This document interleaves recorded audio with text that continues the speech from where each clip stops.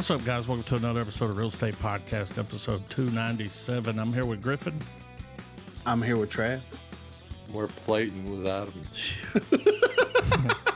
It's so simple yet effective. Just clap my hands. This week we watched The Menu. Boy, did we. I'm glad we watched it. Oh, man. Me too, I would man. have just been kind of loved it. padlocked. Yeah. So I'm glad it got moved to the front line. Well, anything that's got Voldemort in it, Mm-hmm. you know what I mean? I'm Did DTW. he play Voldemort? Yeah. I didn't know that. Pretty sure Rafe Finesse. Rafe Fiennes played Voldemort, dude. I didn't know that. I always thought it was Ralph Fiennes. I mean, before you got on here, Trav, we went through a whole... I looked it up. Yeah, Adam looked it up. Now, He figured it it is out. Ralph. That's, but he says Rafe Yeah. Fiennes. It's like, whatever, buddy. You can birdie up however you want to, yeah. Ralph. We gonna chirp it Yeah. up. Yeah. It's Ralph. Dear Tay. So, being as someone that's in the restaurant industry, Trav, Yes. what was your experience watching this? Because, like, I've been like, okay, I haven't been to a restaurant like this. I've been to a very nice, like, quote unquote, upscale restaurant before, right? Where you have to dress up, tux, the whole 9 yards, whatever. So I know about that environment on the, like, Oh, well, you can't even ask for receiving ketchup. side. Exactly. They'll look Yeah. at you All you like, have, we don't have that here. yeah. All you have to What? drink is wine and water. Yeah, exactly. Yeah. So being on the other side of the table, like, just from your experience and from your position and being around that environment, like, I guess how accurate is some of this stuff to a degree? Well, granted, it's not. It's Exactly. not as high end, obviously, as what Right. we're seeing depicted in the film. But as far as like that very suppressed rage Yeah. that Ralph Fiennes portrays throughout it, absolutely relatable. Granted, his is that the exaggerated, like, murderous level, but one can relate to the anger, and particularly the part in the movie where when he's talking to Anya Taylor-Joy, I think is her name. Mm-hmm. Yeah. Whenever they're having their talk, and he goes, I've lost my joy for cooking a long time ago. Like, it's been a long time since cooking got me excited. That was the most resonating part of that movie to me. Dabbling in that line of work. And it's true. It eventually just becomes this mindless kind of facade that gets put on where you're just, you don't care anymore. Well, dude, Right. he went full contingency 88. Oh, That's it. I mean, dude, marshmallow vest, mic Whoa. drop, Dude, and they're just sitting there looking at him like it was an audience with God. They were Yeah. looking at him like, and the Yeah. chocolate was melting. Now, to kind of take it from the bleakness of being like, yeah, I get it. It sucks being a cook sometimes and everything. I did think that it came full circle when Chick's like, your food sucks. Yeah, Yeah. I am like the thing that got her I'm out. not full. The thing that got her out was the simplicity of how she treated him. Well, look what he's been Like, dealing with. Could you imagine dealing with those kinds of people? yeah, Fuck for that, dude. sure, for sure. That I Like, he's relate like, to you've that been as here well. 11 times. People are lucky to get in here one time, and you can't even remember the name of the fucking dish you had 11 times. Yeah. Yeah. The fuck out of here. Not to mention the creepy pedophile thing, but I mean, yeah. I mean the entitled from the entitled clientele down to like having those rare moments where you get to make something simple that got you inspired to begin with. And yeah, I mean it's a crazy fucking movie. Don't get me wrong, it's crazy. But I could tell someone who I could tell the person that wrote this movie, he worked in a restaurant. May not Right. have been he obviously took it and went like, full midsummer with it, dude. yeah, but I mean that's not just limited to that high end like almost avant-garde style cooking places where it's like we're going to be this little niche little area. We're going to have insane prices because we're going to have insane ingredients and setups and plating and everything's a big experience. Yeah. We got the best truffles in the world. Outside of that, though, the same feelings, emotions, and motions that come with it, it's applicable to everything from fast food to that. Yeah. So yeah, I think it has a cathartic way of having Ralph just straight talk shit to these people, which is something anyone who's ever worked in the restaurant industry or well, I mean, really, it kind of transcends the food industry. Yeah. Just anyone who's ever worked in a public service position, Oh, yeah. period. Yeah. You just have that moment where you're like, no, you're gonna shut the fuck up, or in his case in point, oh, you're gonna die.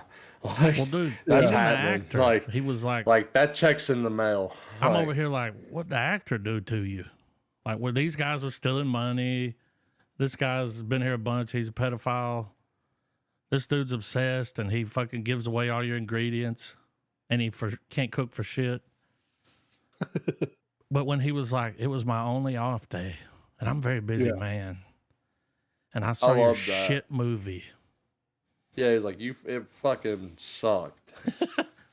You wasted my off day. He said it ruined the rest of the day.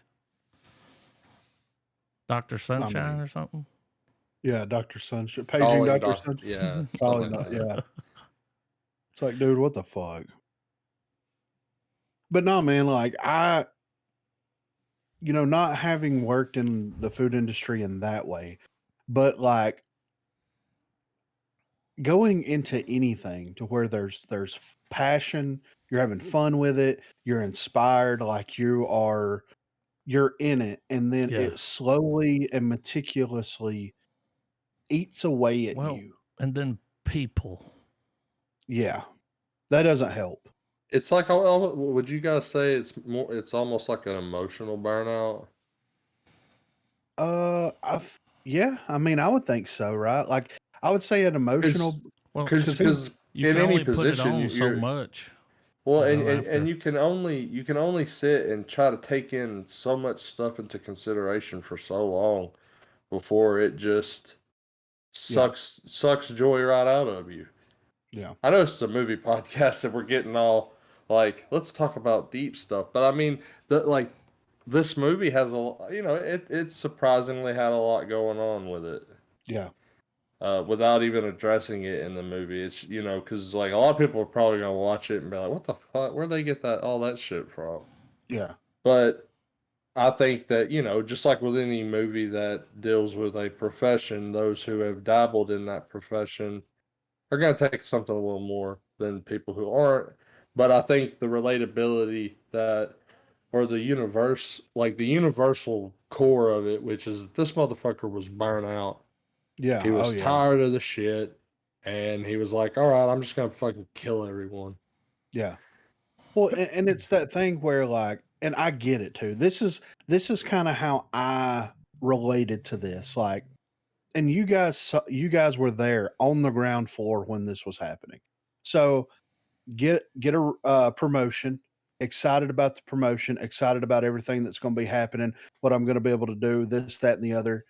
Then slowly over time, it starts chiseling away Oh yeah. at that joy that I had going into that position, to the point where I'm like, I could go in and burn the fucking building down. Yeah. You know, I would be perfectly fine with serving jail time for burning that fucking building down. You know, Well, like, you understand when it happens. You're like, oh yeah, he went postal at work. Mm-hmm. oh yeah, I yeah, get it. exactly. Well, it's kind of almost like it gives you that part that a lot of people, it often goes unspoken of, like no one really talks about it, but it's the major trade-off of having control. Yes. You are like you're like when you get to any kind of position in life where the buck stops with you, uh there's like so much other stuff that starts factoring in, holding a certain standard. A case in point with food, it's quality. It's Yes. I mean, and it's Yeah. applicable to everything. And like in Adam's profession, like quality Bro. is a absolute fucking I can't assured. tell Like, you how many times I've had someone call me to come to their house to fix their shit, and then they try to tell me how to do it Yeah. when Right. I'm And you're like, there, dude. and I'm like, "Why'd you call?" It makes me want to Yeah. go out to my car and get a fucking baseball bat Yeah. and just Right. come back in there and bust everything. But it's that Yeah. control. They can't let you. No. You're not in charge here. Yeah. You know, it's kind of like that. It's that they Yeah. don't want to. They don't want to. You know, and then some of them they act like, well, it's almost like it challenges their ego. Yeah. Exactly. You Right. might know more than them, or Yeah. Exactly. motherfucker, you And- called me. I don't. Yeah. I don't even know you. Yeah. I mean, in a scene in the movie that kind of it was very creepy. I thought one of the creepiest aspects of the movie was in constant view the whole way through most of the time, and it was his staff. Yeah. That was another thing too. The loyalty that they had for him was creepy. Yeah. Uh, like that's that Midsummer, I would say. Yeah. From earlier, like unquestionable to the point that when Chick was just being nosy, the other one was like, he didn't tell me to go get shit. You're not gonna and you're not replace gonna me." replace me. Yeah.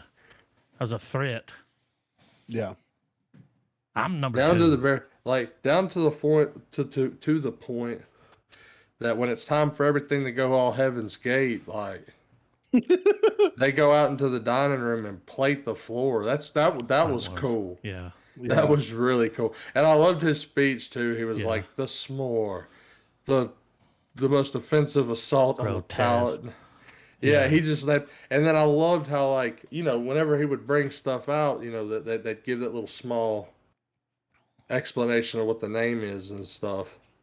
And I loved how in the s'more they had that little bit of comedy where it was like s'more, graham cracker, marshmallow, chocolate, staff, customers, chef. Like, Yeah. I chuckled at that. That was pretty cool. But yeah, the kitchen staff there, that was just, I don't know, like they were just toiling away in the background the entire time. And the only time they stopped was when any moment in the movie when Fiends or head chef would be like, come again, or have that look like, are you fucking kidding me? Or someone spoke out of line, they'd stop. Yeah. And it would be like, oh, god damn, they're on point. Yeah. Tyler's bullshit Yeah. Tyler's bullshit. when it gave you the dude. breakdown.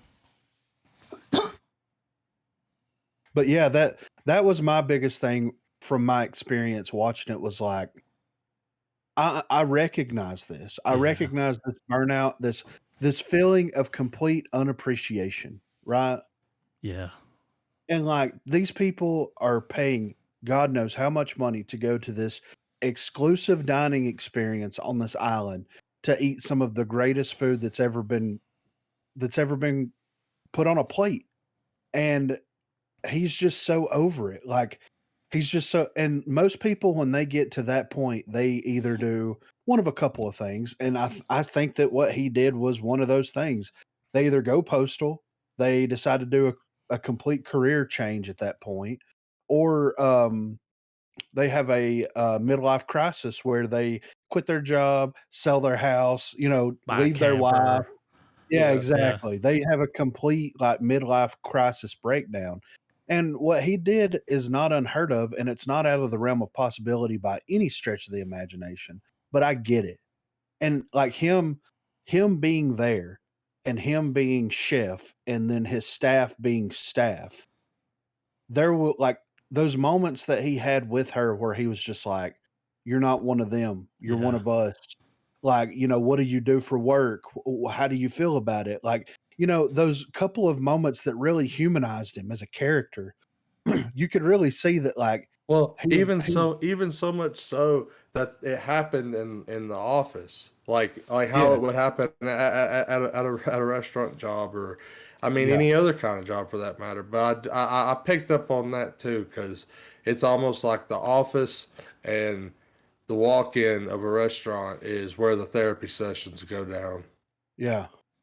And whenever they were having their conversations, I was like, I mean, so many times I've walked in and seen something like that playing out. Yeah. Yeah. And yeah, so for sure, yeah, I agree. But yeah, man, I looking at it from that standpoint and, like, being in that position not so long ago and, like, understanding, like, and agreeing with him and like, rooting for the bad guy, Yeah. even though he's not the bad, you know what I mean? Like, Well, the they're all more the you get bad to guys. know these motherfuckers, you're like, yeah, fuck Yeah. them. Yeah, Well, like, exactly, right. and how I mean, maybe it was just me, but how dismal was his living quarters? Yeah, right, I mean, he had some issues that he didn't work out It's in like his it was own his life whole either. life. Yeah. Like, His he living consumed room him. was the fucking restaurant. It was like Yeah, a replica of it. yeah. Like, So, it's yeah, a lot going on there behind, and then the situation with the mom was very unhealthy. You know what I mean? Like, it's a very yeah. unhealthy situation with the mom in those moments, because, like, he told the story about the dad and the mom and all that kind of stuff, but there's more there. They definitely didn't get into it, but there's absolutely more there with that situation that is not healthy whatsoever. And, like, so, I mean, he was kind of doomed from the get-go. He got his chance at, it's kind of like the thing with, like, Whiplash, right? What happens to the kid after the end of Whiplash, after that performance? And then the writer comes out and's like, "Well, he probably dies pretty early." Like, and that's the sad reality of it, but that's real life though. So I really liked what they did with this, man. And it was real, like, I don't know. I Yeah, don't know how to it explain.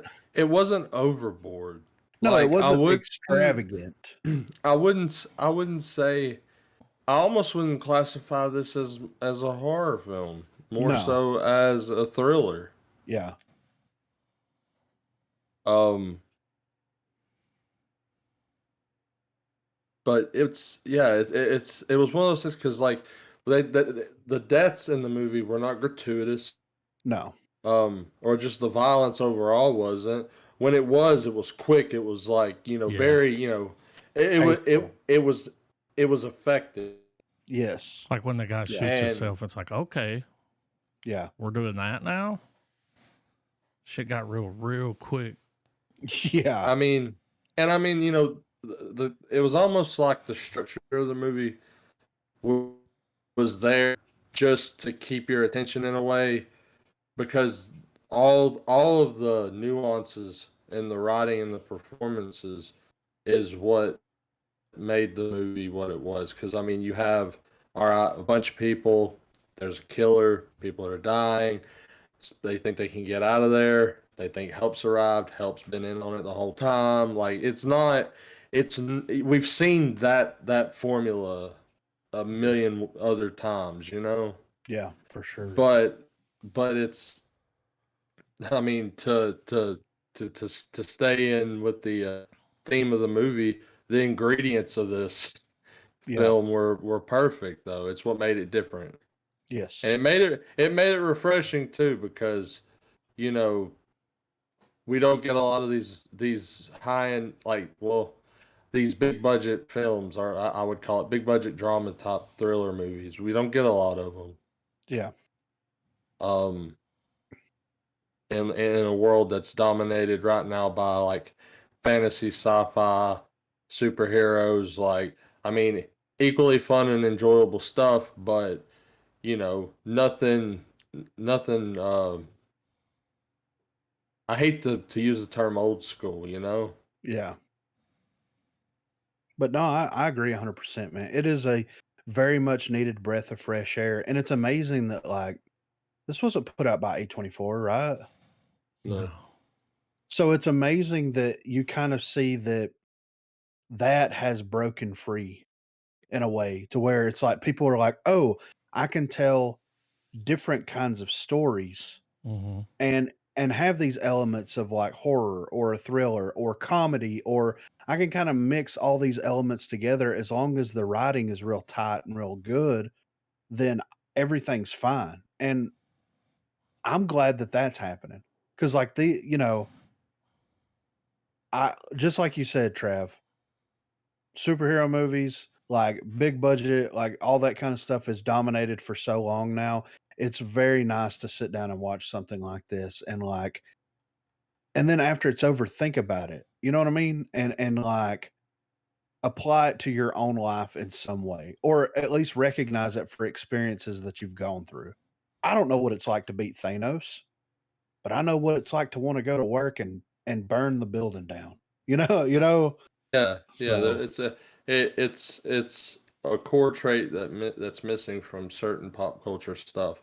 And while there's themes and metaphors that play out that you can relate to, this one just seems to have it hits a little harder, you know? it feels personal. Oh, for sure. You And know. and like I said, you don't even have to even really be in this line of work to just echo what you guys said, man. To feel and witness what burnout looks like, cuz outside of the shock and awe factor of the movie, the moments where he's just shit talking these people, I mean, you can't help but agree with him. Yeah. You can't help but, you know, from a certain age up, you know you've experienced a moment like that at some point. Like in your mind, like you don't necessarily are going off the deep end like Ralph Fiennes' character was, but you are very much like today's the day that, the politeness is gone. Yeah. I think So, it's I think it's very interesting real quick before we wrap up. So the director for this directed several episodes of A Shameless, lot of TV. couple Yeah. yeah, a couple episodes of Game of Thrones, one episode of the TV miniseries Minority Report, an episode of The Affair, episode of Once Upon a Time. So this is like and working on Succession, Yeah. Some of the that writers series. worked on that too. Yeah. So and this is the first feature, and then Reese or Seth Rice has primarily been a writer for comedy. I was surprised. Call Well, they call this a dark comedy, but I was like, it had some Yeah, funny moments, but yeah. I can absolutely, yeah. That's the bullseye, man. It Yeah. well, is. y'all saw the producer credit for Will Ferrell and Adam McKay. Yeah, Yeah, so it yeah, was their company. yeah. Uh, but those first couple of credits that he had though, Shameless.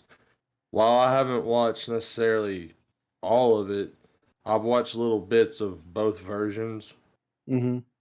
and the wife loves it. She's watched every bit of it.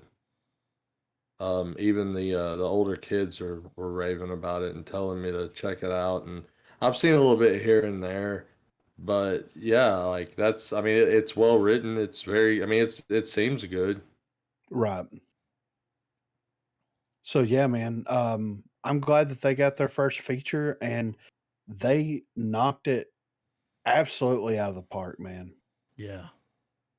Well, it shows you that it, and the mold's kind of already been broken for a long time, but it does tell you that there's more to people who specialize in comedy than Hmm. just simple jokes and just simple, like, quick laughs and stuff. There's more to the psychology behind being able to craft a joke, and it's being aware of all the other factors and being able to take those things and write something that is a complete 180 of what they're known for.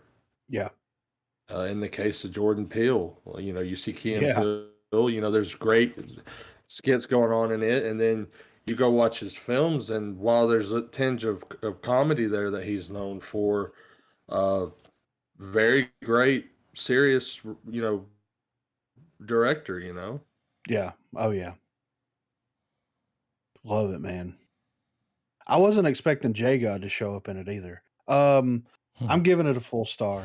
He does look like J God. Didn't that guy that tried to break the window look like Yeah. J God? I'm like, wait a minute. He's like the fucking TTK for this Yeah. weapon. It's like, get the fucking. And that was one thing too, like that I thought was interesting as well, was like all these people that were kind of representatives of an older society. Like you have the lady that makes or breaks people with her Yeah. reviews for restaurants. You have the kids that have been laundering money and doing all this stuff. You have the foodie.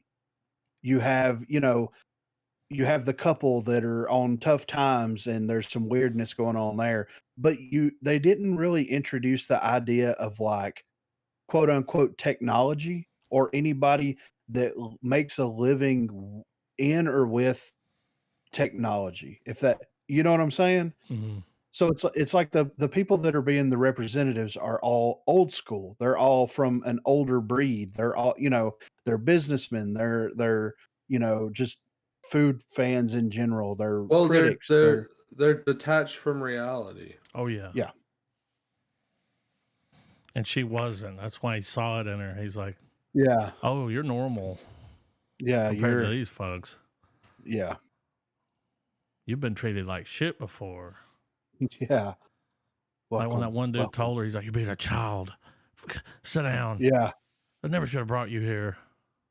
Yeah. Well, he another good part in the movie that I really liked too was because he was constantly, each dish got him to shit talk a certain someone. yeah. Like, any given guest would have to stand up and basically eat shit for a second from him. Yeah. And I liked how after the Coast Guard, in on it, twist, he even looked, he basically movie? says, you guys are so fucking stupid, you could have honestly overtook me. You Yeah. probably could have won. Like, you probably could have done it. Yeah. And they're just so, back to what I said, they're so detached that they just like that thought never crossed their fucking minds.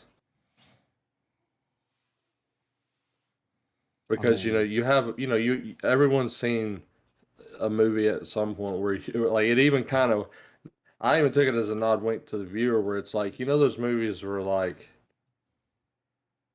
you could absolutely go, man, he could have whooped his ass, Yeah. or he Yeah. could have did this, that, and the other, grabbed the knife, grabbed the gun, whatever. In this movie, they straight up address that whole point, and they're just like, no, they're fucking stupid. That's why. Yeah. Like, Well, they all believe that the world's going to stop when they say stop. And it just doesn't. They all, like, even at the end, they plate the floor. They put the marshmallow, shroud and the Yeah. fucking, the chocolate Little chocolate topper on cap. them. Yeah. And like, and they could have just ran out the fucking door. Yeah. Like, right. You know what I mean? Like, but they sit there and just let it happen. And they were all looking at him like, ah. he's a genius, greatest meal ever. Oh, Except dude. for Worth the Tyler's wait. bullshit. Yeah, Well, yeah, when he grabs that hot coal, though, remember that moment where he's talking to that chick, and he holds his hand over the candle, and he goes, Yeah. "Got chef's hands." He's like, "I can carry a cast iron skillet from a wood, uh, from like a wood oven to your plate without so much as flinching." yeah, And it's just those little moments where you're like, I mean, if you're constantly working with your hands, whether it's a restaurant, you're a handyman, a carpenter, or whatever, you get to a point where you've banged your hands up, fucked them up so much that, like, yeah, they're tough. They've, yeah, like, it was just kind of, it was a low key badass moment. Like I'm not one to fuck with. yeah. But yeah, man, I'm giving it a full star. I fucking loved it from beginning to end. I was sitting there mouth breathing, and fucking Ralph, dude, he kills it in everything Yeah. that he does for sure. And in I this, mean, you gotta love. I mean, he is the quintessential love to hate yes, character actor. yes, I want to hang out with him, dude. And I mean, has there ever been a film where he's a good guy? Let's see. Let's see what Ralph has been up to here. He was in Because the Grand the Budapest Hotel, so because the three movies of his that come to mind beside this one now, is always Schindler's List and of course he's fucking Voldemort. yeah. Well, he was M in the newer James Bond Oh, movies. duh. Oh man, Yeah. I lose bond points for that. I should have remembered that shit. Bu- um, he played Kingsman. Hades in Clash of the Titans. Let's see. Yeah, he was the dude in Red Dragon. I forgot all about that. Whoa. He was the voice of Ramses in The Prince of Egypt. Ah, yeah. I mean, I mean, he's a good antagonist. Well, he just yeah. fits it. Well, yeah. Everything He's about got him he's got that fucking look of "Don't fuck with me." Well, written all it's over like his face. well, dude, it's like he filmed that scene in Schindler's List where he's on that balcony with that fucking rifle, and that echoed throughout his whole career. Oh Like, I yeah. can play an evil motherfucker, dude. Yeah. Like,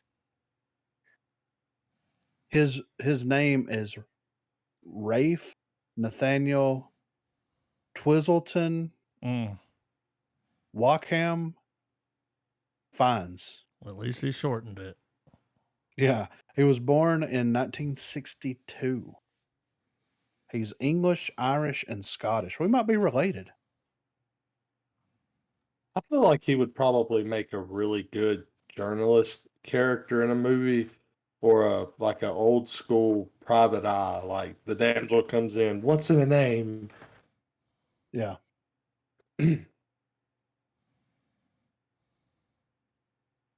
But Full yeah, I'm star. giving it a full star. Yeah. Oh yeah. Oh yeah, dude, it gets the coveted real estate golden gun lighter. I'll be recommending it to people.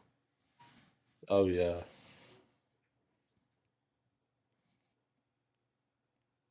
Great stuff. Great stuff. Y'all want to talk about a little bit of movie news here? Oh yeah.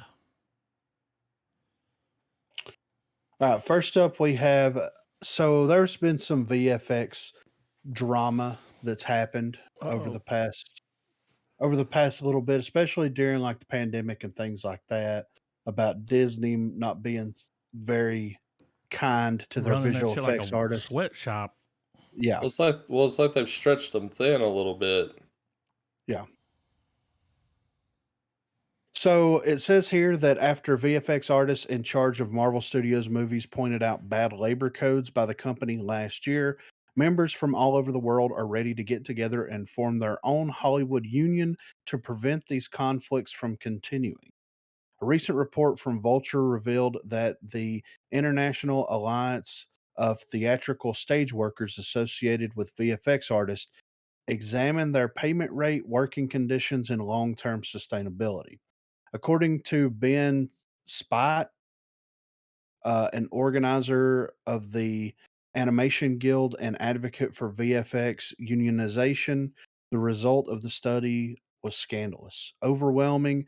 With the right strategy led by VFX workers themselves in the next year, there could be an opportunity for a group to move forward, be successful, and establish their first union. The report also pointed out that Marvel artists were paid 20% less than the ones working in other studios. The magazine spoke to VFX artist Mark Patch, who was approached by the studio to work on a TV show. Besides the low payment, Patch didn't like other conditions imposed by the company, such as the impossibility of talking about anything related to the job he was doing and for whom. Additionally, the working hours and the deadlines were extreme, which didn't help the situation. So, yeah, they could be unionizing, and that could change up a lot of things, right? I mean, Well, realistically. well, I mean, the it seems like Marvel might have done something to the effect of, in order to get some of those, in order to honor some of those long-term contracts with actors, Yeah, they had to cut costs throughout the whole production. yeah, And I think it's a shot in the foot that probably the most vital team in your production is your visual effects team, because without them, these movies won't look like they'd be dog shit. yeah, There's a reason we're not getting them to now, and it's because visual effects has finally caught up to make this type of stuff happen. And if you're working with, which I mean, come on, guys. We've sat through the credits. Look at how fucking big the visual effects credit is. It's one of those 3 rows, goes on for about a minute and a half. yeah, yeah. It Um, like on the one hand, it's like, yeah, they kind of need to have the good cushion job, like yeah, good pay, like that's the department you want to work at. yeah, But on the other hand, though, is this all centered around the fact that they're pissed about an NDA, which is what they knew they'd have to sign by taking on these jobs? mhm, And as popularity of the MCU grew, they knew that they had to know. Some of these people had to know when they were making a scene, like, I don't know, Thanos snapping the Infinity Gauntlet, that they're like, yeah, this is gonna be a big pop culture thing, like some sort of relevancy there, and that they would have to keep their fucking mouth shut about it. And right. if it's a thing where it's that coupled with long hours, because like you're familiar with HR stuff, when they say earlier in the article, that code, Yes. um and they said they abuse it. Let me pull it up myself. Um 'Cause I was gonna ask you something specifically. Okay, so it says bad labor codes. Yes. Um, could you crash course us with that, with like the legal labor codes that are kind of universal across all stuff like that? Well, I mean, I would just assume like working conditions, uh, quality of life, balance of work life, like things like that is what it sounds like to me. Because like if they're running a sweatshop and you're working 12 hours a day, 7 days a week, um, nonstop, and you don't have everything that you need to do your job. Like some of these reports where people were living in the offices, right? While they were working on some of this VFX stuff, which is unacceptable and dangerous, you know? Well, I mean, I guess I was wondering, because when I say working conditions, I'd be like, man, a lot of these folks could probably do their job out of their house. They Yeah, they probably absolutely. won't let you take that material out of the Yeah, Yeah, building no, though. that's That's right. That would violate all that probably for sure. yeah. well, dude. The fact that these people and they're not paying them enough. I mean, they're No, making 20, billions. Yeah, of dollars. 20% less than other companies. And that's I exactly mean, what I was thinking when he was reading the article was these movies would just be a pile of shit without these people. Exactly. Like Right. these are the people that need to be happy. They'll work better. Yeah. Now we know like why that. the kid in Thor looked so bad the first time around. Like Yeah. I mean, they're the reason why space is a pleasure to look at in the Marvel movies. Yeah. y'all seen the So stock footage off these sets? It's nothing but blue screens, green screens. yeah. I And mean, markers, you know. Yeah. And I could see, with those with them unionizing, like they're like, look, let's face it, let's be realistic about everything. I don't know how everything was pre-pandemic, right? Because Mhm. this didn't really start popping up until we were into the pandemic, where everything got put on hold and then everything got scrambled. And like, I don't know. It's just it seems like that was kind of like either the straw that broke the camel's back in terms of like what all's been going on, or that's when things really got out of hand and out of control. Um, so I don't know what that contributed to it, but that's to me, based off of the things that we've read and seen around the internet, that is kind of a focal point for a lot of this stuff happening. So, and I can Well, imagine like they're off work for a year and a half, and then they come back and then they just like work them to death yeah. for well, months. there's also domino effects. Like that's a fucking thing, man. Hmm. And the domino effect I would say with Marvel is that if we're pointing to the pandemic as at least the tipping point, Yeah, then it had like the the thing that gave the green light for everyone to be like, you know what, I guess it's time to air out our grievances. yeah, It's also it was during the Black Widow stuff yeah, Oh yeah, where, well, you remember she came out too and was like, "Y'all motherfuckers lied. I want more money." and that was just a few years ago. And we also, we covered that article where Marvel even has come out and was like, hey, we're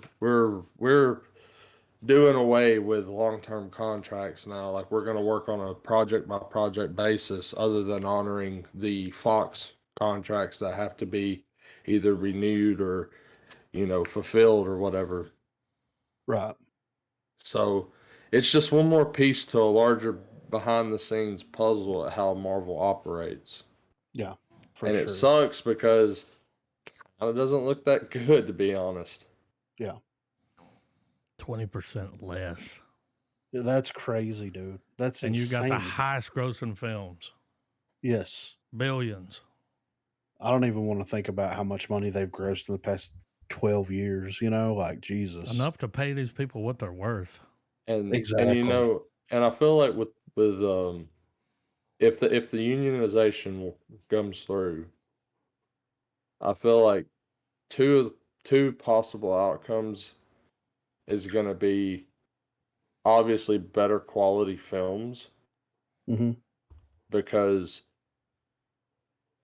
it's going to be the understanding that that team's going to be paid adequately, treated adequately, and all the the big compensation package for their service. Right. But on the other hand, we're gonna lose quantity of Yeah. stuff, meaning that obscure character that was on the table suddenly isn't. Yeah. And that could be a good thing, because not every character in these comic franchises are really worth adapting, and that's coming from a reader, Quality over like, quantity. Yeah. yeah. And I think that's a good thing, that's a great thing. But I feel like with any kind of thing going on with the internet, there's going to be a group of people that are going to hate it. But I would be willing to forgo several lackluster projects for a few really good ones. Yeah. Well, dude, once they unionize, though, like, they really could have the film company by the balls. Yeah. Because they're like, well, this movie's got to be out, finished by this day. And they're like, oh, well, I mean, we might strike. I mean, Well, I mean, the cinema goer uh, is faithful to two things: Marvel and James Cameron, and I don't think those reigns are ever going to be like handed over or lost. Like Marvel doesn't superhero fatigue can exist, and Marvel will still make a bunch of money. Um, I'm gonna call it now. There'll eventually be a day where there's just gonna be a Marvel TV channel. Yeah, for real, right? I mean, I mean, it technically exists on the app and stuff. Like it's just an on-demand channel. But eventually, you're gonna be able to scroll through. You know, if someone, you know, if you're still subscribing to cable or satellite, you're gonna come across the Marvel channel, and Yeah, it's gonna, you know, oh, Thor 2's on tonight. Cool. yeah. Let me crack in on that. Let's see what's going on there. You know. So I said that to say that like Marvel has finally reached that point where they know they're not going anywhere, and they don't have to worry about like longevity's been established now. Yeah, Because even their lowest points are still really, really high. yeah, Um, dude, they're you're such gonna hear assholes though. you're gonna hear more about a Marvel movie flopping than you're gonna hear about something like The Menu, Instead of yeah. them like coming out and easily. being like, let's just pay these people what they're worth, you know, give them whatever they want. They're printing the money for us. They'll be like, we need to invest in a way to figure out to get AI up to the level to where it can just Yeah, animate for us. yeah. So I Because that mean that union being shit, that could get sloppy. so I Hmm. mean and with that and everything, I guess it's just the short form is the brand loyalty to Marvel is there that if they need to cut down on the amount of projects they release and kind of string it out a little longer rather than this yearly wave that they're giving us, they can absolutely do it. And when they come back with something new, people will eagerly throw money at them. Yeah, Because honestly, the past 20 years of Marvel stuff has almost felt like, well, I mean, it's hitting 20. Hell, it is. It's over 20. Let's just, I mean, Blade was pretty much Yeah. the start. Um, they've been moving at such a breakneck speed. It's almost like they're getting in and getting out. yeah. So we'll see what, like, yeah, the unionization could get messy, and it could make it harder for not only Marvel but any studio to get any type of visual effects. And like, look, pay them what they're worth. Give them give them plenty of time to get something done. So you can't you can't work them like pack mules. Yeah. You know what I mean? Like, And for if you're going to sure. do that, you need more people. Yeah. You But need also more. the yeah. So this could be, this could be a good thing for the employees, but this could also be a negative thing to where, like, you know, coming from a union environment where all I have to do is the bare minimum every Yeah. single day. It's all right when you're in the union. But if you're on the Exactly. other side of that union, god damn. Exactly. Yeah. So it's a slippery slope, man. So, but next up here, China unexpectedly lifts ban on Marvel films just in time for Black Panther 2 and Ant-Man 3 releases. So, with two of Marvel's biggest cinematic sequels right around the corner, a rather big MCU plot twist has suddenly come to surprise just about everyone. According to a report by Collider, China has now officially lifted the ban on all Marvel films Hmm. after 3 years. And it will be just in time for the premieres of both Black Panther Wakanda Forever and Ant-Man the Wasp and the Wasp Quantumania in the country this February. China, oh my God, this ad is in the middle of the article. Hold on. Okay. China, which has the world's second largest theatrical market, had last shown the ever memorable finale of MCU's third phase, Avengers Endgame, back in 2019, contributing to the film's earth shattering box office success. Following the peak of the COVID-19 pandemic, the country first enacted the complete ban on Marvel films from all of its theaters back in 2021 when the Black Widow film first premiered. That decision led to an expected significant downturn. I don't know why those words together make Peter me fucking Piper tongue. picked a Yeah. In global ticket sales for Marvel Studios. Given the strange timing and China's refusal to state a clear reason as to why the ban was implemented in the first place, speculation has swirled online ever since the announcement of its lifting. Director Chloe Zhao has mused that the decision could have been a motive by Chinese regulators to prioritize local content over international projects, but it remains to be seen. I was thinking that they had a problem with I Shang-Chi. was about to bring that up. Hmm. So I'm wondering The- because that was one they were like, we're not letting people watch that here. So Yeah. I wonder if the ban's lifted on that now. Yeah, I want, because I mean, that's going to play an important part in Yeah. the future, you know? So, What's funny though Oh. is like I just picture that the CCP saw the trailer for Ant-Man and was like, we got to lift the ban, bro. I mean, yeah. That list, man. yeah. So I hate to back us up, but we're still on the topic of Marvel, so I feel like it's still worth mentioning. So according to payscale.com, just take a guess at what a visual effects artist salary might be. I'm going to say, okay, I'm going to low ball, high ball. I'm going to say between 40 and 60. I was thinking 60. All right. Y'all are on the money with the 60. So check this. It's a quick little paragraph. An early career visual effects artist with 1 to 4 years of experience earns an average total compensation, including tips, bonus, and overtime pay, of $63,245 based on 55 salaries. A mid-career visual effects artist with 5 to 9 years of experience earns an average total of $72,414 based off of 27 salaries. An experienced artist with 10 to 19 years of experience earns an average total of $88,437 based on 17 salaries. Sorry.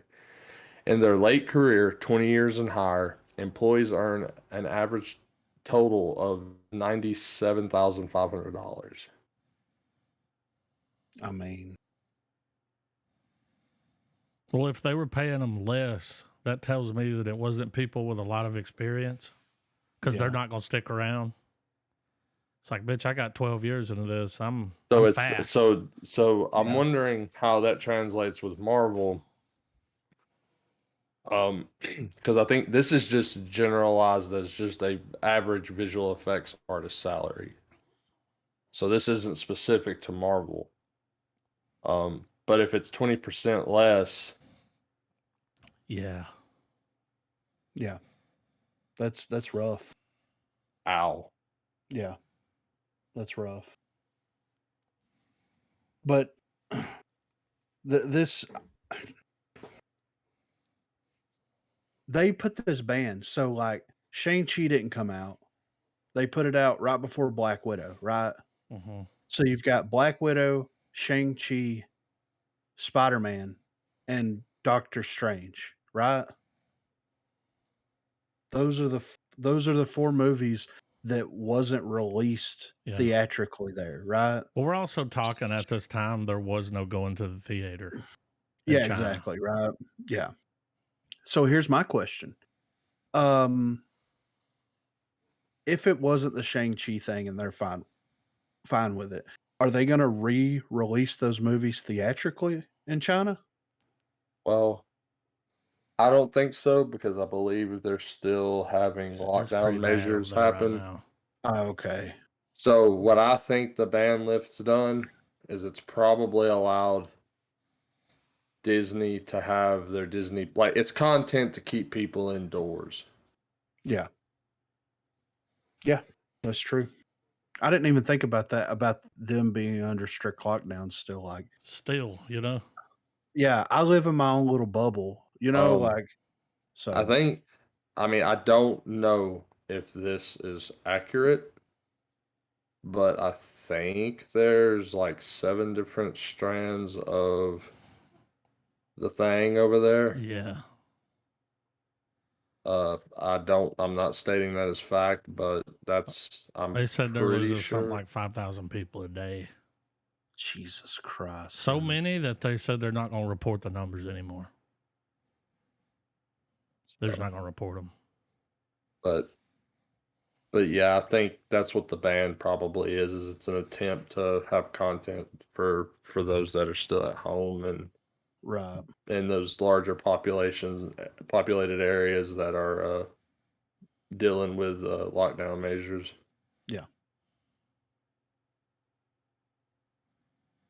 Next up here, they're making a sequel to Passion of the Christ. Oh, yeah. It's reportedly filming this year. So in 2004, the controversial yet immensely popular film, directed, written, and co-produced by actor Mel Gibson, titled Passion of the Christ, was released in theaters. It starred Jim Caviezel as Jesus, and then I'm not going through the rest of them. The film narrated the last moments of Jesus Christ from his supplications in the Garden of Gethsemane. Gethsemane. I can never Yosemite. pronounce that right. Yeah. Through his betrayal at the hands of Judas. Film continued by depicting the trials and tribulations Jesus underwent at the hand of Pilate and King Herod, and the physical torment and mockery he was forced to endure. When the sentence condemning Jesus to death is given, he bears hefty wooden cross along the length of his body while being beaten horribly and surrounded by crowds of onlookers jeering at him. We all know the story. Yeah. Passion of the Christ went on. Passion of the Christ was both a box office and, in many ways, a critical success. It garnered several awards, including several Oscar nominations for Best Cinematography and Best Original Score. The film pulled in a little over 612 million in worldwide box office sales, making it the fifth highest grossing film in all of 2004 and the highest grossing Christian-based film of all time. Fast forward to 2023, and the sequel to The Passion of the Christ will reportedly begin filming around springtime, according to a report by World of Real. Currently, the film maintains its working title, The Passion of the Christ Resurrection. Returning to the film is Jim Caviezel as Jesus Christ and Mel Gibson as director. The sequel is said to be even more controversial than the original film. The plot will entail the final 3 days of Jesus' death, his resurrection, and the hereafter. It's all the fallout and shit. Yeah. So I know that they've been talking on and off about a sequel to The Passion of the Christ. And I thought all that went away whenever Gibson got canceled, Yeah. right? It did. But he's so he's slowly making his way back into favor with the common man, right? Yep. So I mean, it makes sense why he would be tackling something like this. I just it's Well, being filmed. wasn't it Robert Downey Jr. at an award show that kind of gave a hey, we need to forgive him.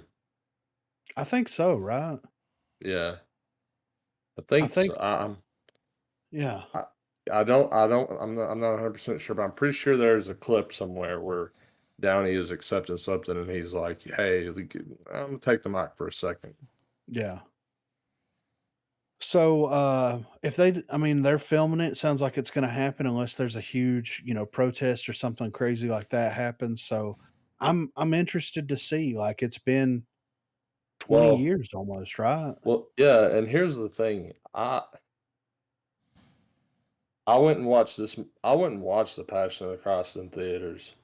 Yeah, I did too. Now, there were circumstances at play there, but I saw it in the big screen. Mhm. Mm-hmm. It was intense as hell. Oh, yeah. Yeah, right. It's still. That movie's fucking I don't rough know to if it's watch. because of I don't know if it's because our our upbringing and how that factors in from our region of the world, but it's just that the movie it doesn't bother you, but it's just it's weird seeing something you hear about so much throughout your life. And it looking so Yes. real. Like they really went Yes. into detail with the beating and the Yeah. Yeah, I mean, the Nine Tails people had scene, heart attacks. the Nine Yeah. Tails scene when Oh, you when it see rips the the side of flesh. his Oh, skin just get ripped off, um, that was rough. Yeah. Really rough. What's But the cinematography for that movie was excellent. Even my young kid brain at the time was like, this movie looks really good. yeah. It's interesting because I watched a documentary several years ago that was on Netflix about horror movies. Um, and this documentary touched on, of course, horror movies from like, way back, in the 20s all the way up until modern day slasher films, things like that, possession films. And also it covered snuff films, right? hmm And a lot of people, a lot of people consider The Passion of a Christ a snuff film. And I never really looked at it that way, because like this, like Travis saying, this is something that we've heard about our whole lives.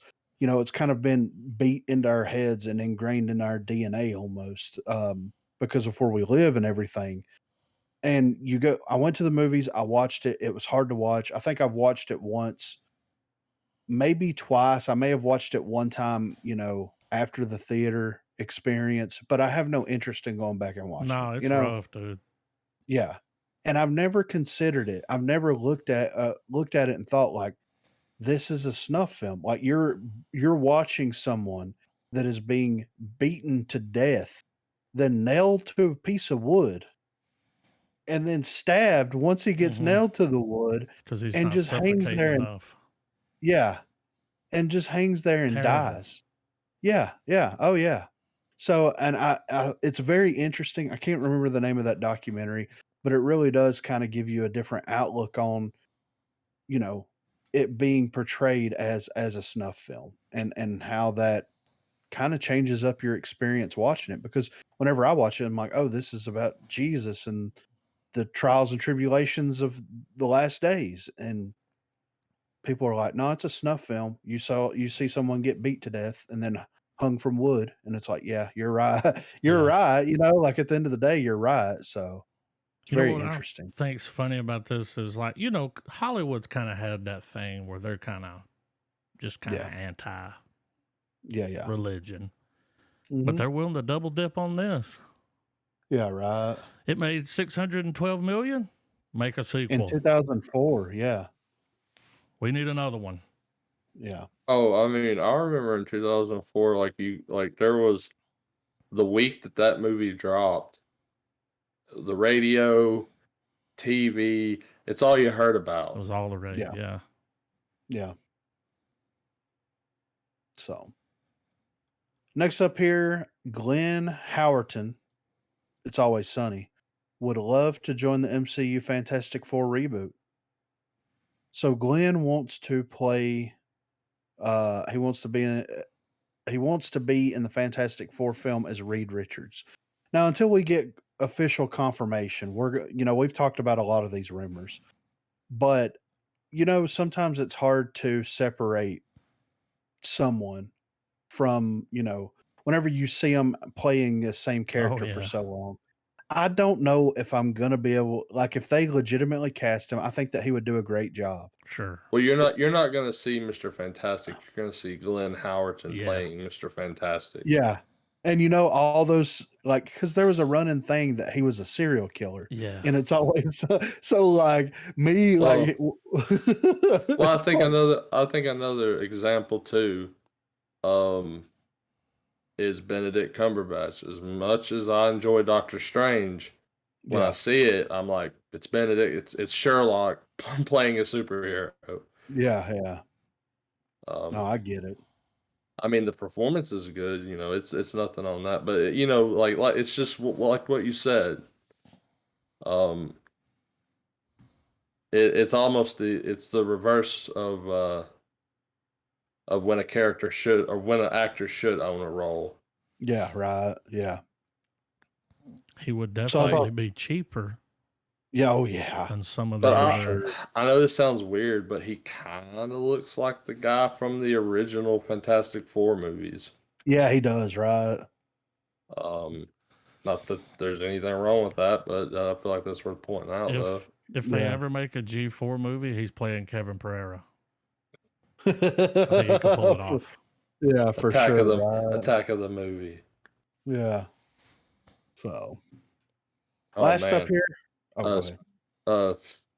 uh, I know we're late to the party on this because we don't really discuss TV network stuff a whole lot. But did you guys happen to catch any of that rise and fall of G4 stuff? No. I No. watched Oh some man. meltdown on motherfucking Twitter though. Like that was just Oh man. Just I'm sure there's a content creator out there that's cataloged it and got it on YouTube. Just pull it up and find it. It's ridiculous.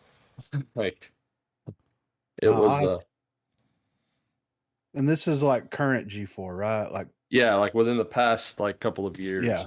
Okay. And it like like remember when we read the article. We did read the article on air one day where they were bringing it back and they were talking about bringing it back. Well, they Yeah, did. yeah. yeah. And it wasn't the G4 we grew up watching Yeah, I know. It was, yeah. at all. I saw some stuff from yeah, I saw a lot of the stuff that kind of like caused a lot of the other stuff Yeah. to start spinning out of Yeah. control. Adam Yeah, so- Well, I Sessler mean, is a still ton going of after people on Twitter, dude. like a ton of topics that are not worth bringing up for the pod, but yeah, it was a total shit show. Yeah. Sounds about right. So last up here, viral horror movie Skinamarink scares up huge $890,000 opening weekend box office. So some of the most intriguing and surprising movies of the last year have been low budget horror movies such as Barbarian, X, and Terrifier 2. The next movie to join these unexpected box office hits is Skinamarink, a social media viral success that brings a new horror to the found footage subgenre and is already making waves at the box office since its Friday the 13th release. Skinamarink is I'm a certainly not sucker for these movies, man. it's certainly not a formulaic horror movie by any means, so its limited cinematic debut in just 692 theaters across the US could have easily seen the film struggle to make any kind of impact. However, from its next to nothing $15,000 reported budget, Ooh. the buzz around Skinamarink has seen the film take an amazing 890,000 across the 4-day weekend, almost 60 times its budget. Horror movies have always been a box office win, and unlike many genres, it is one that filmmakers are willing to take a risk on, even if they have to do it on a fraction of the budget offered by big studios. Like many of the other indie successes of the last year, Skinamarink is a movie that probably shouldn't make the kind of money it has, but something about these unconventional horrors just keep on pulling in the crowds. The synopsis of Skinamarink reads: two children wake up in the middle of the night to find their father is missing and all the windows and doors in their house have vanished. To cope with the strange situation, the two bring pillows and blankets to the living room and settle into a quiet slumber party situation. They play well worn videotapes of cartoons to fill the silence of the house and to distract from the frightening and inexplicable situation. All the while in the hopes that eventually some grown ups will come to rescue them. However, after a while, it becomes clear that something is watching over them. That's dude, I want to watch that. I bet The that's tra- creepy as hell. the trailer look because it's shot like Yeah. an old 70. It's all Yeah, even that floor grainy. model TV and Yeah, yeah. Well, it So looks like it looks like it's gonna tap into that age old feeling of like I'm alone in the house. yeah, it's Like got if the kind something of goes, buzz. You know, the first time you saw this kind of buzz was Blair Witch. yeah, That was such a huge success. Then Time Jump, that first Paranormal Activity, blew up. Just mhm. yeah, this has got that kind of buzz around it. And Yeah. I would still argue that the very first Paranormal Activity that was a fun experience. Oh yeah. Can't say much for the sequels, but Same for the Blair Witch. initial. Oh, absolutely! Yeah. Like the first Blair Witch movie is still like when you watch it, you're like, man, it's Dude, there the were people found that footage. thought it was real. Like, It's the Grandpappy found footage horror movie, or at least for me, like it's the one by which most others are judged. You know. Right.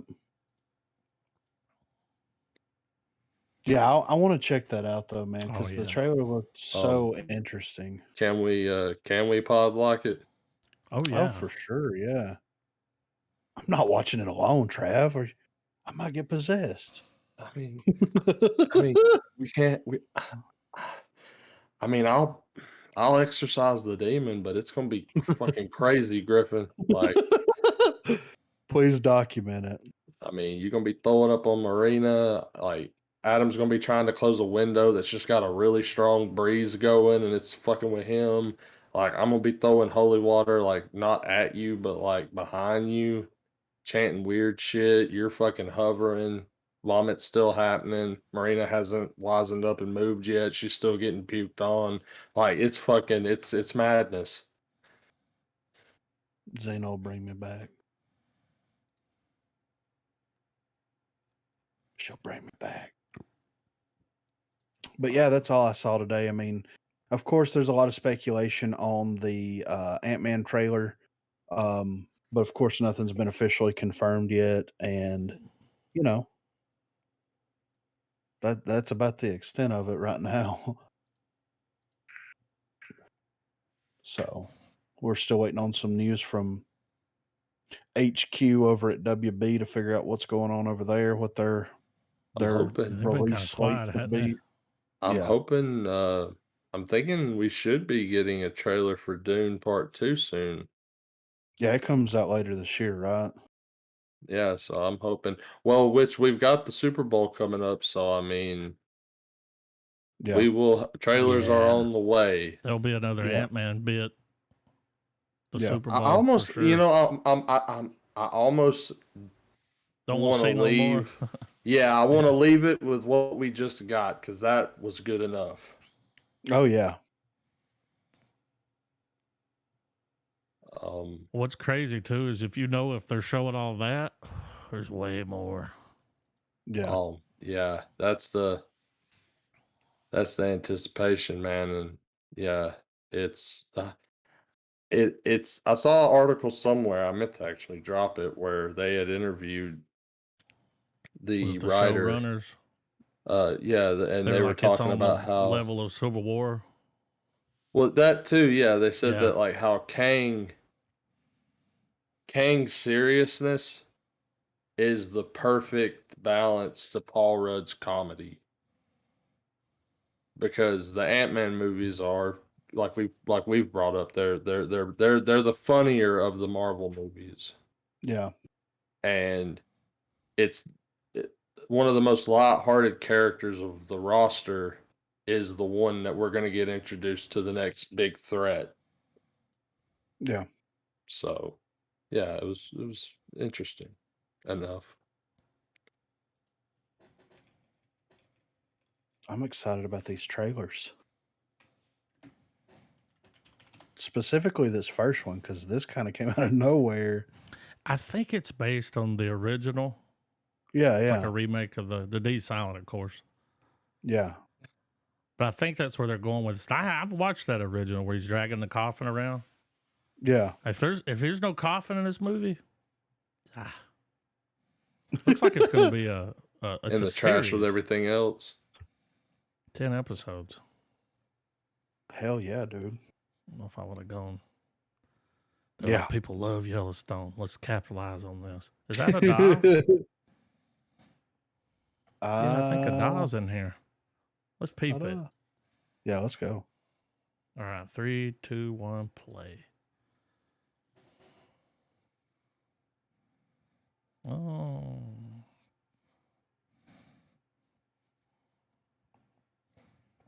That top hat. Oh, yeah. got guns in it.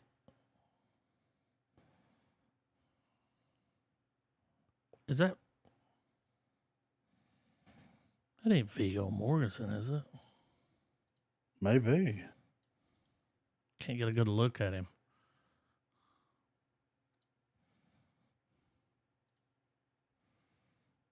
Nah, he ain't in it. Ada.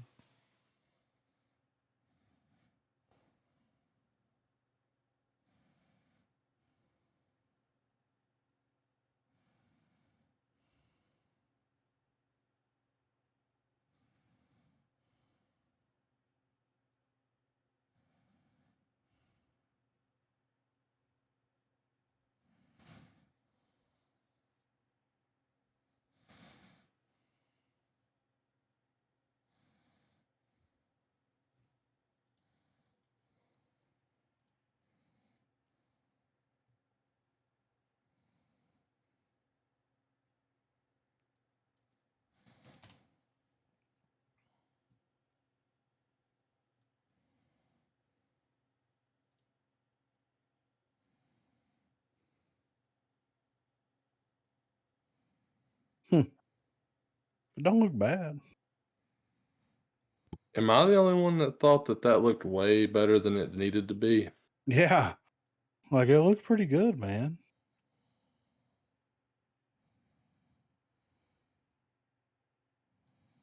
I mean, it looks better than the damn movie. I don't know if y'all ever seen it's old spaghetti western. Saw the Yeah. coffin, was like, Dirt's got his coffin. Shit, it's whenever they fucking first started doing that free movie shit, it was one of the first ones they put up. Really? Yeah, I saw it on there and was like, oh, I watched it on YouTube. Hell yeah, dude. I was like, Django. It was like, Oh, oh, different Django. yeah. Django. Django. Sharper. This has got Trinity Killer in it, right? Yeah. Okay. Little A24. This is B35. And I think this is A24 with Apple. They've been doing a lot with Apple lately. Yeah, right. All Apple's right. like, we got money. We'll just give Yeah. it to you. They're like, we're down. We'll be your streaming service. All right, 3, 2, 1, play.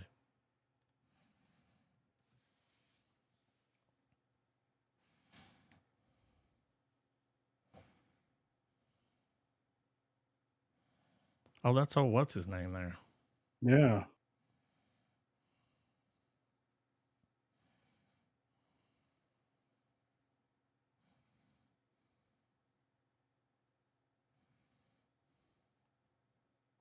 You fucked up smacking the Winter Soldier like that.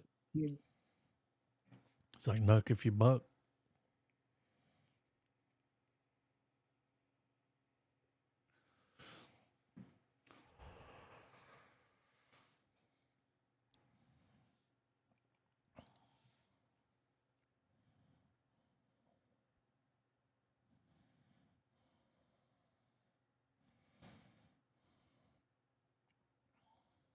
Julianne Moore and the Real Housewives of John Lithgow.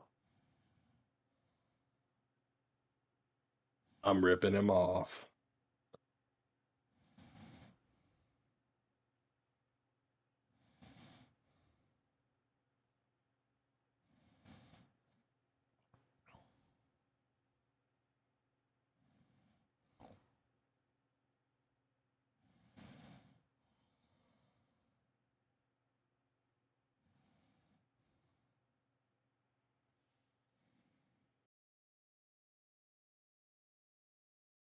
With a metal arm.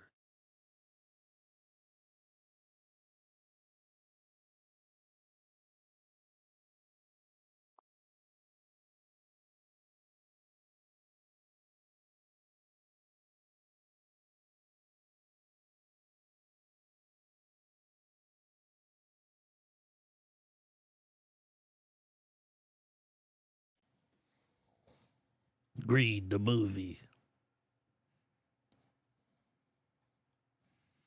I have a feeling that Lithgow's going to put on an acting clinic, though. You know, For sure. like he's going to get down and dirty with it. So, is this a follow up It to is. the Belushi History of the World, The 1982? Mel Brooks. Yeah, wasn't John Yeah. Belushi in that? Yeah. Wow. History of the World Okay. Part 1. It's been like 60. No, it ain't Yeah. been that long. It's been a minute though, dude. Okay. All right. 3, 2, 1, play. Is he going to be able to get away with it? Whoa.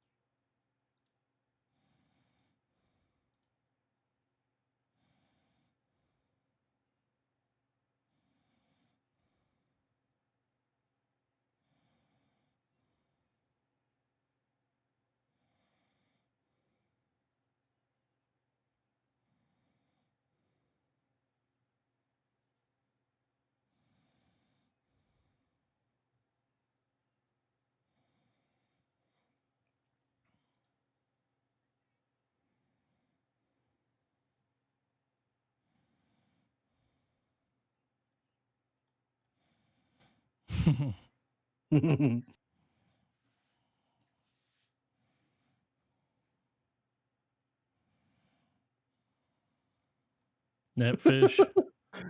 I'm here for I it. mean, yeah. Surprised it got a.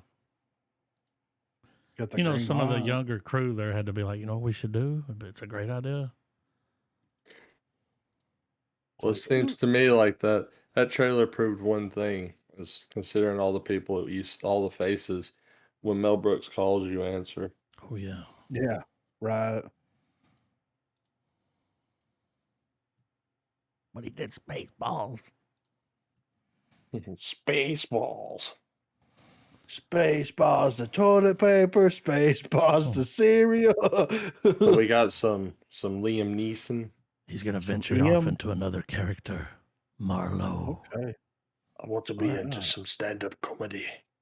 It's got fucking Jessica Lange in it. All right.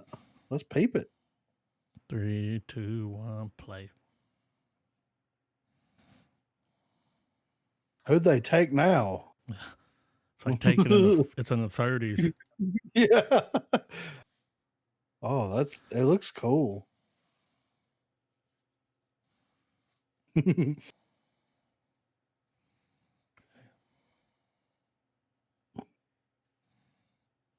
He should play Dick Tracy.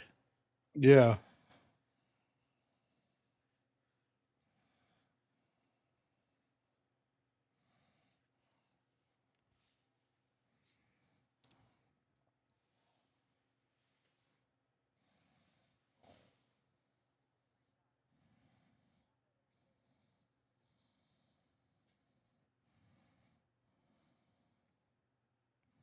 Mm.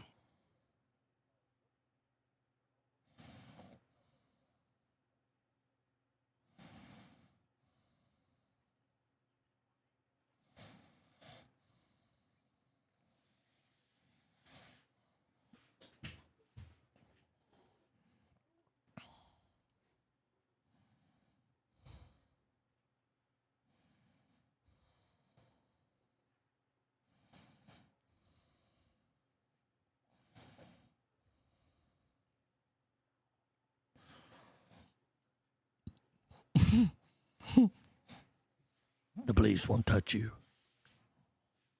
But I will.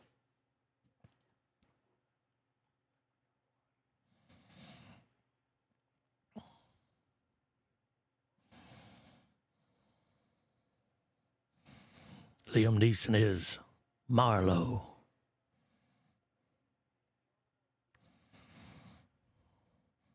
He pairs nicely with a great Merlot.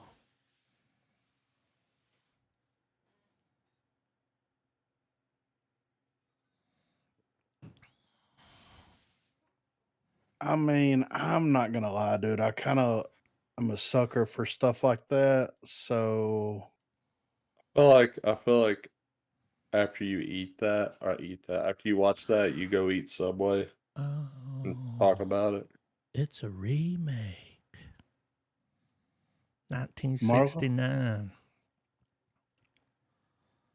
The old woman hires a warmer, a one, ooh, oh hires a my, detective to find her missing brother, oh Marlowe. my, yeah.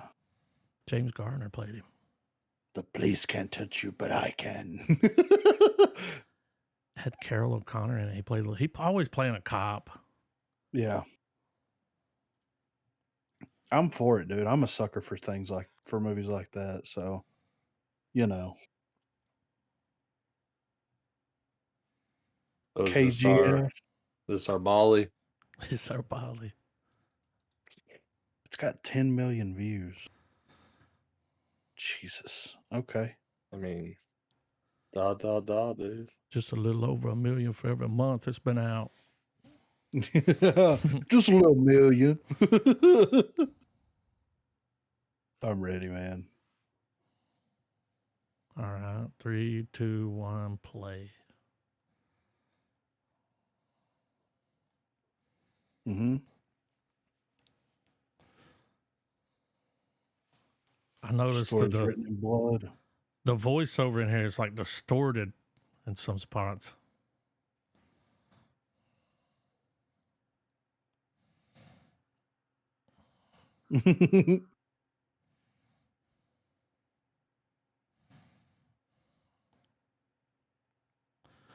When they're doing the voiceover, they're like, more bass.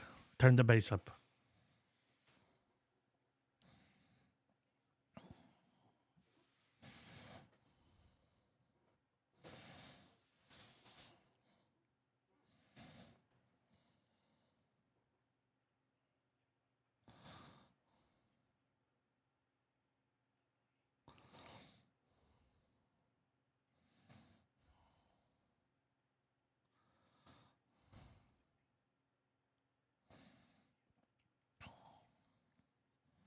It's a lot of buildup.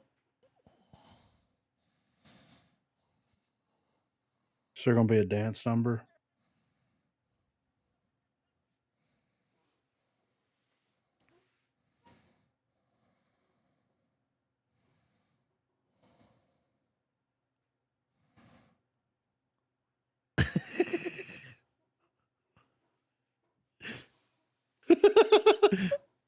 Violence, violence, violence.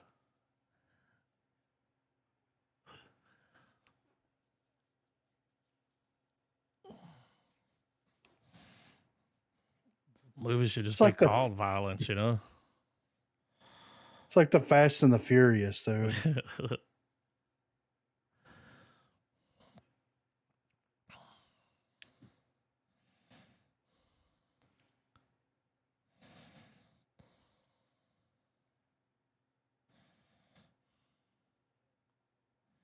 Distorted.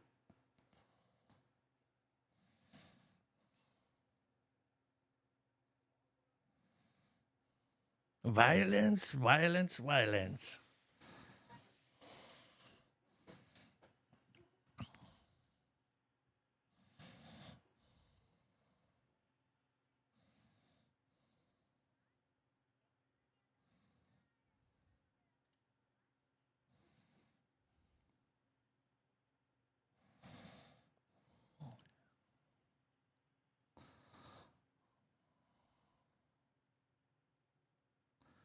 There was the first one.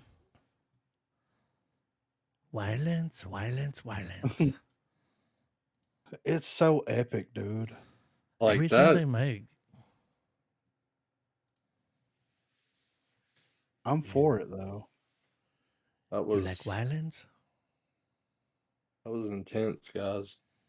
Like we saw everything, but no Like, nothing. yeah, What just and I happened? mean, I don't know about you guys, but that ridiculous shot of all that concentrated fire from all those cars. Violence. But violence lacks me. Anyway, Don't call me daughter. don't call me names. They've got to have this. That song's got to play in this trailer, right? It's an indie They film think from. can afford it.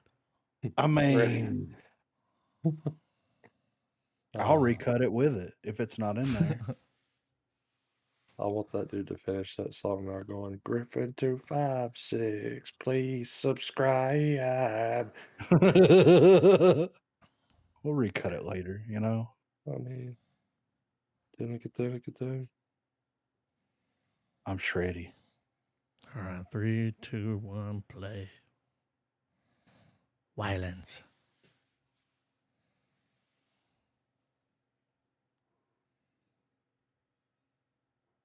Uh-huh.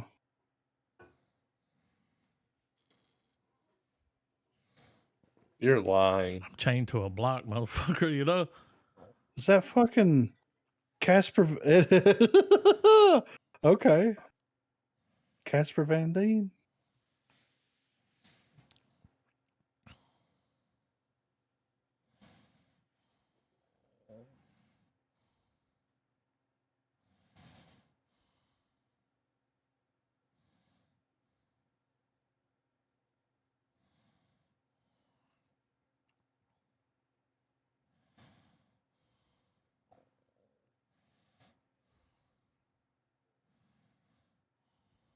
Mm.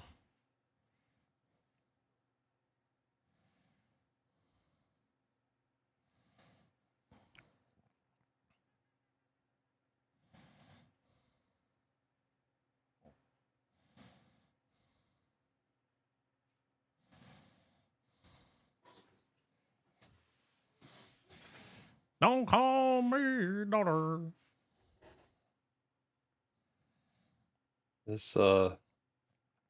This takes some daddy issues to the extreme. I would most definitely, first of all, recut that trailer with that Pearl Jam song. And then I do want to watch it. It looks interesting. I like the way it's shot. Makes me think of that Steve Carell show, The Patient. Mm-hmm. Mhm.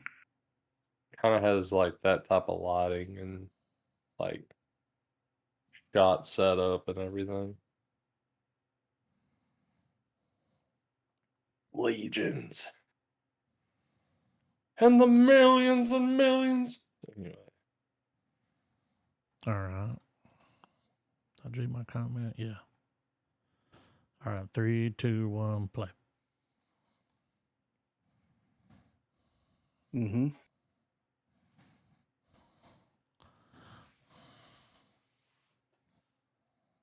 and the Terraria movie looks crazy.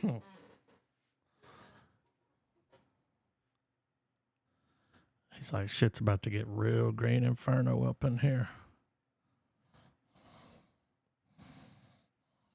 Oh.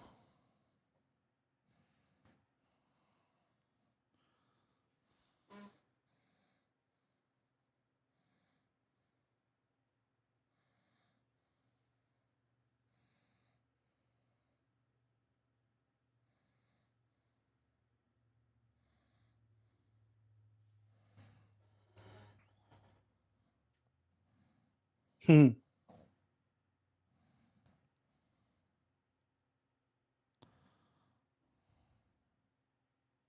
It's just Oh, like shit. is this Spanish Constantine? Violence.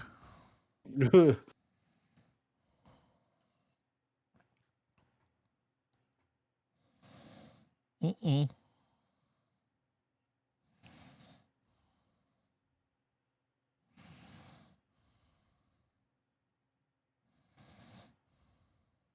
That was my wrestling name in high school, Devil's Thing. So here's the thing: the structure of the trailer is shit, but the shots actually look good. Yeah. Yeah, it doesn't look bad at all.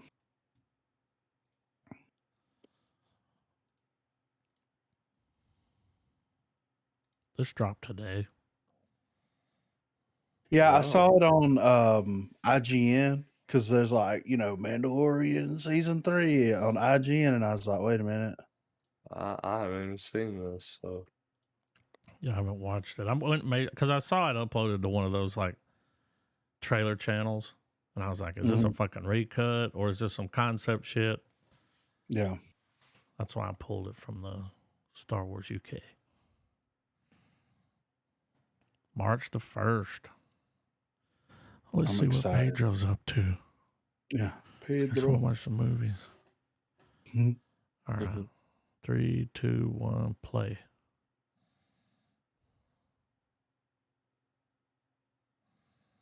Mm-hmm.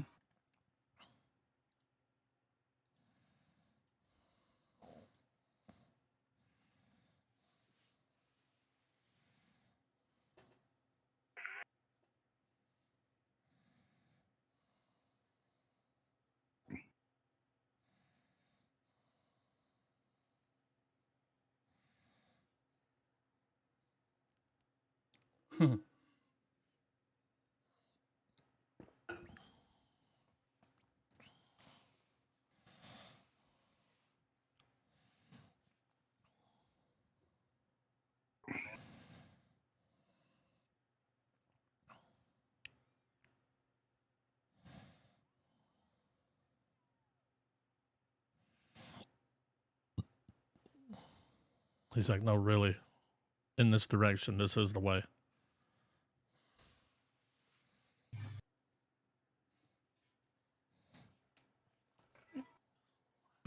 Mm.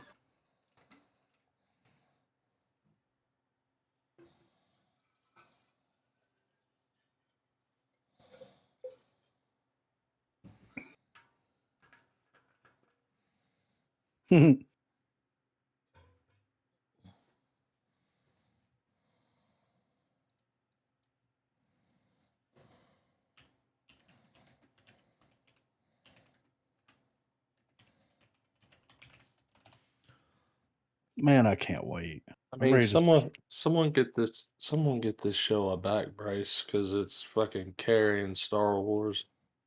Even though that last shot of Grogu was just cheesy as fuck, but I mean, it kind of comes with the territory. Yeah. But bring it on, man. I'm down. DT Dubs as y'all DT as y'all put it. Dubs. Yeah, dude. Always. Always DT Dubs. So, I'm gonna watch. I know that you guys have watched it already, but I'm gonna watch the this past week and next week's episodes of The Last of Us, so we can start taking care of that on the pod if that's cool with y'all. I don't know if Adam has brought it up, Griff, but just so you know, the pacing on episode 1 is I told breakneck. him That it was it long. does. Yeah, it's a long one. That's fine. I'll squeeze it in, dude. It's like squeezing a fucking popping a tit, dude. I'll get it in there. I'll get it in there. No worries. Yeah, so we said we I would mean, do. Go ahead. I was just gonna say it brings new meaning to the words planes, trains, and automobiles. Yeah, right.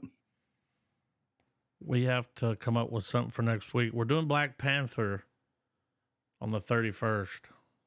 And then the And then sequel the second the one next drops week. on the 1st. Yeah.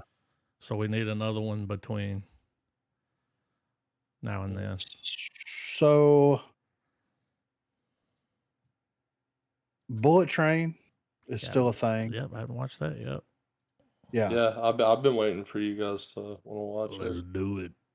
Yeah, I'm down with more pit. I need more pit in my life, dude. Perry Pimbo. Yeah. Pimpade. All Yeah, right. I'm down with that. I've Yeah. heard good things. So Got an all-star cast. yeah. Home run, Barry. That's it. It's like Michael Jackson the Mile. Um, What are you gonna say? I was gonna say it seems like it's gonna be 2 hours of the train sequence from Mission Impossible, and I'm down with that. Yeah, right. I'm here for it. Bullet Train.